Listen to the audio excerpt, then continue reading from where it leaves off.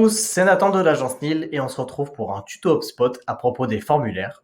Donc il va se dérouler en deux parties. D'abord, on va voir comment on crée un formulaire sur HubSpot pour récolter des informations sur nos visiteurs de notre site web. Et en seconde partie, on va voir comment intégrer ce formulaire sur un site web externe à HubSpot si on n'utilise pas HubSpot CMS. Alors, pour créer un formulaire, on va aller dans le Hub Marketing de HubSpot, dans Capture de lead, dans Formulaire. Ici, on va faire créer un formulaire et on va choisir formulaire intégré car c'est un formulaire qu'on pourra intégrer à un site web. De là, deux choix. Soit on utilise un modèle de formulaire, donc en fait un formulaire déjà construit selon notre objectif, soit on utilise un modèle vierge, donc on va créer de A à Z. On va faire un modèle vierge pour voir comment ça marche. Première chose, on lui donne un nom. Alors par exemple ici, créer un formulaire sur HubSpot. Ensuite, on va aller glisser les champs pour les mettre sur le formulaire.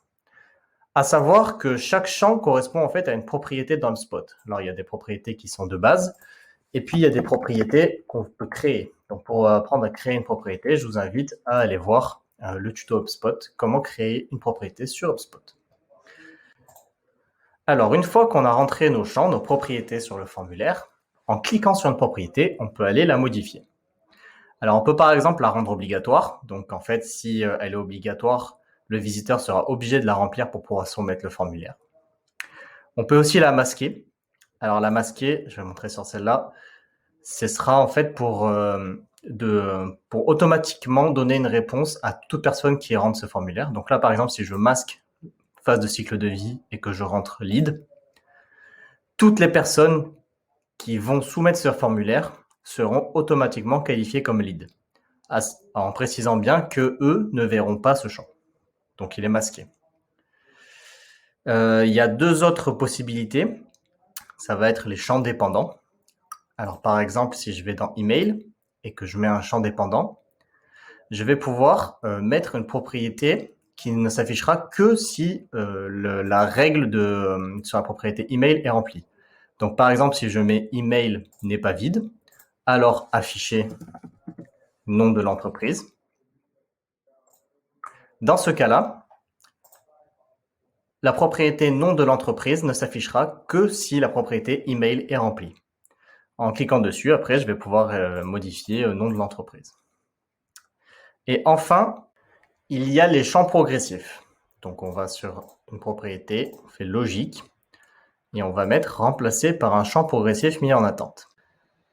Alors, qu'est-ce que ça veut dire? Ça veut dire que, en fait, si jamais cette propriété est déjà connue pour ce contact, alors elle ne s'affichera pas dans le formulaire.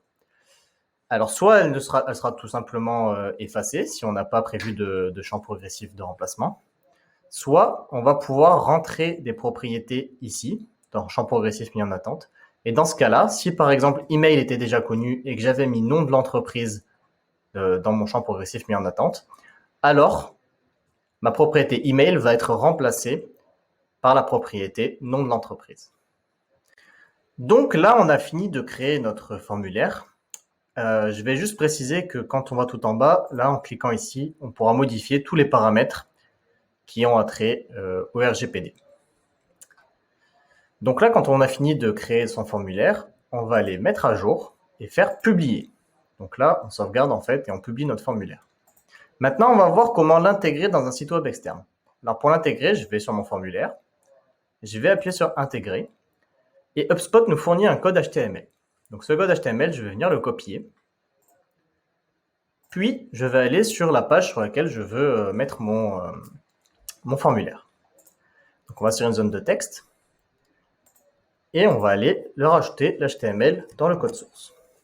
Donc là, je mets le code HTML que HubSpot m'a fourni. J'enregistre.